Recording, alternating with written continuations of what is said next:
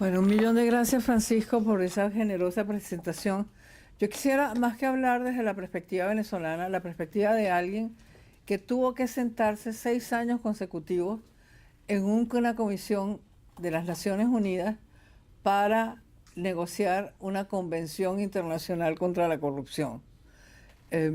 Convención que finalmente se suscribió, que lleva más de 2 décadas en funcionamiento y que parece no haber tenido ningún efecto sobre ninguno sobre ese mal que supuestamente que iba a combatir con ella, que es el tema de la corrupción. Porque yo coincido completamente con lo que dijo Carlos Alonso Lucio, que los conductos a través de los cuales el crimen organizado transnacional penetra las actividades legítimas de la política es la corrupción y a través de las cuales penetra la economía real es a través del tráfico de armas. Y gracias por recordárnoslo, gracias por tenerlo presente, porque esos son los dos temas precisamente a los cuales no se dirigió, por poner el tráfico de armas, la Convención de las Naciones Unidas en contra de la corrupción. Bueno, yo quisiera decir primero que la guerra híbrida se refiere a un conflicto en el que el adversario combina tácticas militares convencionales con métodos no convencionales y usando así la desinformación, la guerra cibernética, las operaciones de información. Eso es para lograr objetivos estratégicos. Siempre las guerras híbridas convocan actores estatales y no estatales. Y además, aun cuando es un concepto moderno, se practica desde la antigüedad. En la guerra del Peloponeso ya se practicó la guerra híbrida. Hubo necesidad, por ejemplo, de que los espartanos engañaran a su población esclava, que eran los hilotas, para que pudiera participar en el proceso que ellos lo veían, que de otra manera lo hubieran visto como un ejercicio más de subyugación. Usaron mercenarios también y además usaron esos mercenarios han vivido no solamente desde la era de las cavernas, sino también durante el Renacimiento. Las ciudades-estado italianas, cuando se peleaban, usaban lo que ellos llamaban los condottieri. Yo creo que el aspecto clave de la guerra híbrida, los aspectos claves que debemos seguir y que deberíamos crear alianzas políticas e instrumentos internacionales para combatirlas son que combina tácticas convencionales e irregulares, que explota las vulnerabilidades y que recurre muchísimo a la guerra psicológica. Estos tres son los pilares a través de los cuales uno ataca una guerra híbrida. En el caso de Venezuela, los tres están presentes en todas las acciones del régimen que allí opera. Ellos explotan las vulnerabilidades, es decir, han creado una inmensa sociedad pobre para que la gente dentro de la pobreza dependa completamente de ellos, les tenga miedo y no se le ocurra nunca unirse para rebelarse en contra del régimen. Usan las tácticas convencionales regulares porque tienen un ejército que está armado, aun cuando hay alguna protesta recurren a otros medios, pero también al ejército formal venezolano. Y la guerra psicológica la aplican absolutamente todos los días. Pero tenemos muchísimos antecedentes que no vienen al caso, no solamente la guerra del Peloponeso, sino también cuando hubo la ruta de la seda.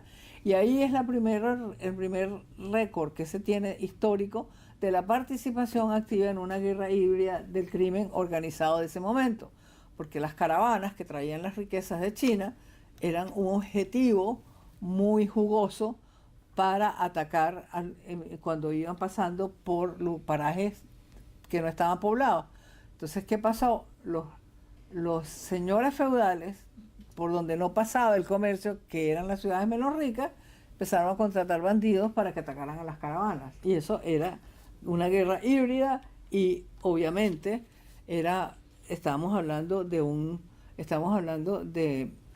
el crimen organizado, que cambiaron las señales del camino, enviaban palomas mensajeras con mensajes diseñados para confundir a los enemigos, se contrataron mercenarios Y luego se llegaron inclusive a usar los uniformes de una ciudad-estado para confundir a las otras ciudades-estado, las que eran amigas de esa ciudad-estado, y que el crimen organizado, en vez de ser visto como lo que eran unos bandidos, se viera como un ataque de una ciudad-estado rival. La práctica, por tanto, es tan antigua como la vida. Ahora, pero ¿qué pasa al sur del río Bravo? Y lo voy a hacer bien breve con esto, porque yo sé que tenemos que ceñirnos un tiempo, que es que en el sur del río Bravo el fenómeno de la guerra híbrida se ve muchísimo, cobra muchísima más fuerza y forma parte de lo que es la vida diaria del manejo del poder por varias razones que voy a enumerar. La primera es que, como todos los países del mundo, y eso a este proceso está sujeto desde Estados Unidos hasta Lesotho, que es el debilitamiento del Estado-Nación, la globalización de la economía ha debilitado al Estado-Nación. Entonces, ese debilitamiento del Estado-Nación le ha impedido hacer dos cosas fundamentales desde el punto de vista del manejo político, que es agregación de intereses, resolución de conflictos. Y en el caso de los países de menor desarrollo relativo, el ataque frontal y efectivo contra la pobreza. Porque tal y como lo dijo muy bien Carlos, los pobres son el ejército sobre el cual opera, entre una guerra híbrida, el crimen organizado transnacional. Después, en segundo lugar, tenemos un sector empresarial. Entonces, eso ha producido que nuestro entramado institucional sea poroso, el debilitamiento del Estado-Nación en todos nuestros países. Pero además tenemos un sector empresarial corporativista, extractor de renta, no creador de riqueza, para quienes la relación con el Estado, que es quien los protege, para no confrontar ninguna competencia de nadie del resto del mundo, entonces esa gente está dispuesta a hacer cualquier cosa con tal de mantener el control interno del Estado, incluyendo tener conversaciones y intercambios con el crimen organizado transnacional. Y al sector empresarial, entonces, cuando se trata de proteger sus rentas, no tiene ningún problema en hacer una alianza táctica con el crimen organizado transnacional. Después tenemos el otro factor, debilitamiento del Estado-Nación, porosidad institucional, un sector empresarial no creador de riqueza, sino extractor de renta. Y a eso se añade que el resultado es que las economías de la mayoría de nuestros países son parapléjicas, no se han desarrollado completamente. Al no desarrollarse completamente, no absorben toda la mano de obra que se produce y se condena a amplios sectores de la población a la pobreza. Esa población pobre no tiene sino dos maneras de lograr el sueño de todo ser humano, que es lograr su propia felicidad.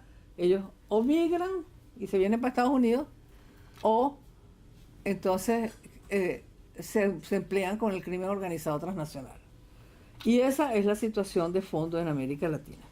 De allí que entonces en la región cada día se fortalecen más los actores no estatales que conforman el conglomerado de explotación de las actividades ilícitas y la explotación, y los otros que son el sector legal, empresarial, que explota los monopolios regulatorios creados por el Estado. Se perpetúa así la pobreza y con ella las semillas de la guerra híbrida que en nuestra región se libra día a día entre el entramado ilícito y el corporativista oficial. Solo rompiendo esas estructuras corporativistas en los estados y obligando a nuestros sectores empresariales a que confronten la realidad del libre comercio para que compitan y traigan innovaciones y puedan empezar a crecer de verdad nuestras economías, vamos a poder lograr eso. Uno,